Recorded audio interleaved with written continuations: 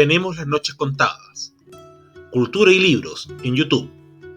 Nebuen Digital, la fuerza que necesita tu negocio para crecer en Internet. Y VBP Propiedades, gestión inmobiliaria en buenas manos, presentan Estudio 6.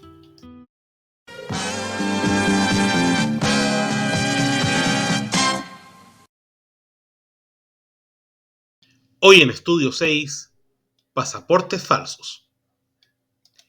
El fútbol formativo chileno, hasta la década de los 70, pese a haber sacado una gran cantidad importante de jugadores que se vendían al exterior, no tenía grandes logros a nivel de selección, y por lo tanto, la directiva de la Asociación Central de Fútbol había visto el Sudamericano de 1979, a celebrarse en Paysandú, Uruguay, como una oportunidad para deslumbrar por fin con las jóvenes figuras de nuestro fútbol. Para ello, fue designado en 1978 como seleccionador juvenil Pedro García, que pronto haría una amplia convocatoria de jugadores seleccionados de la región metropolitana, pero que pensaba un poco más allá, quizás mucho más allá, desde la lógica de que si el mito decía que había países como Uruguay o Paraguay que adulteraban documentos de sus jugadores para inscribir a chicos un poco mayores que el límite de edad, 19 años y 6 meses, él eventualmente podría hacer lo mismo. Y así, sorprendentemente, cuando da la nómina, incluye a varios jugadores que aparentemente no cumplían con la edad reglamentaria. Entre ellos, el arquero de aviación Roberto Rojas, Papudo Vargas, Pancho Ugarte, Osvaldo Aric Hurtado, Raúl Ormeño, Juan Carlos Letelier y Mariano Puyol. Era tan absurda la situación que incluso jugadores como Puyol ya habían jugado el Sudamericano de 1977 en Venezuela. Por lo tanto, parecía toda una incongruencia. Finalmente, García, sin haber modificado esta última nómina con jugadores que habían sido nombrados a última hora, se presentó en el Sudamericano de Uruguay, donde fue vapuleado de los dos primeros partidos por el Paraguay y luego un poco más estrechamente por Brasil, quedando fuera del mundial al que pretendían clasificar, y ya marcados por el escándalo tras el anuncio de un periodista de La Tercera de que varios jugadores chilenos habían sido sorprendidos en una casa de tolerancia en la ciudad uruguaya. Esto abrió una caja de Pandora. Inmediatamente después, el presidente de Colo-Colo en Santiago, Luis Alberto Simián, anunciaba que Raúl Ormeño estaba pasado del límite reglamentario de edad.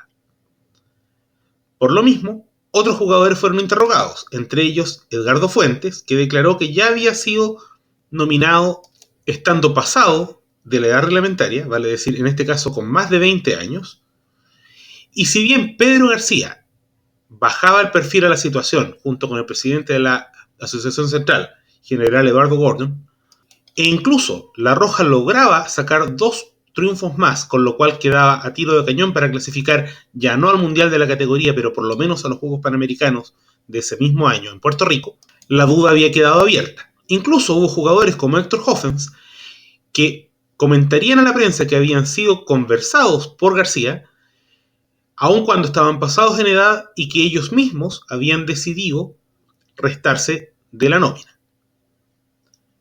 Tras toda esta batahola, el director general del Servicio de Registro Civil, José Bernales, un destacado abogado de la plaza, decide iniciar un sumario interno que derivaría en una querella criminal ante el Juzgado del Crimen de San Miguel, patrocinada por el propio profesor Bernales. Se determinaría que tanto los pasaportes que fueron exhibidos ante la Conmebol como los carnets de identidad de los jugadores habían sido adulterados para modificar su edad. Por lo tanto, al llegar al aeropuerto de Pudahuel, los jugadores que habían sobrepasado la norma, 17 de los 18 de la nómina, fueron tomados detenidos. Junto a ellos, Pedro García y Ernesto Jorquera. Solamente no se detuvo a los seleccionados Óscar Meneses, Fernando Astengo, que había reemplazado a Mariano Puyol, quien finalmente no viajó a Uruguay, y José Luis Álvarez, y que no fueron detenidos básicamente por tener la edad reglamentaria. ¿Cómo terminó la historia? Tras 12 días detenidos en la penitenciaría de Santiago, los 17 futbolistas fueron liberados. Algunos callaron y algún ignoto como Marcelo Pacheco defendió el hecho de haber estado presente en el Sudamericano pese a estar pasados en la edad. En cuanto a los demás detenidos, estuvieron 37 días incomunicados, y el técnico, Pedro García, sería condenado a 1084 días de reclusión.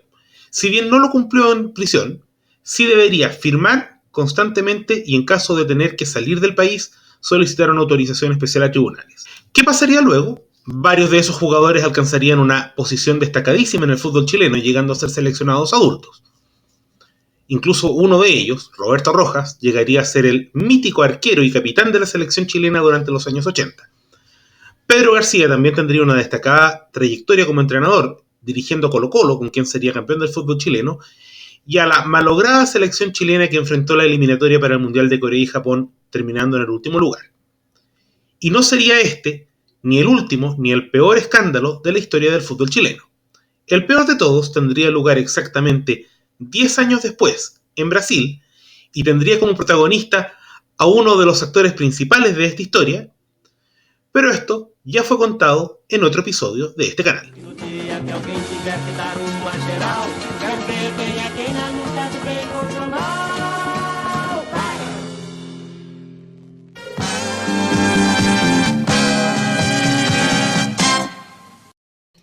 Newen Digital es una agencia que diseña y posiciona sitios web en Google y que es capaz de crear estrategias de marketing digital que funcionan.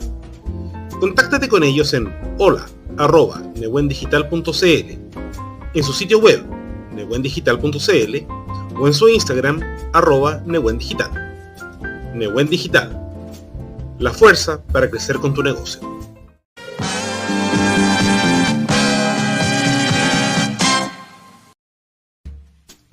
¿Quieres comprar, vender o arrendar una propiedad? Contáctate con VVP Propiedades. Más de 15 años en el mercado inmobiliario los avalan. Escribe a fmarilao@vvp.cl y deja tu gestión inmobiliaria en las mejores manos.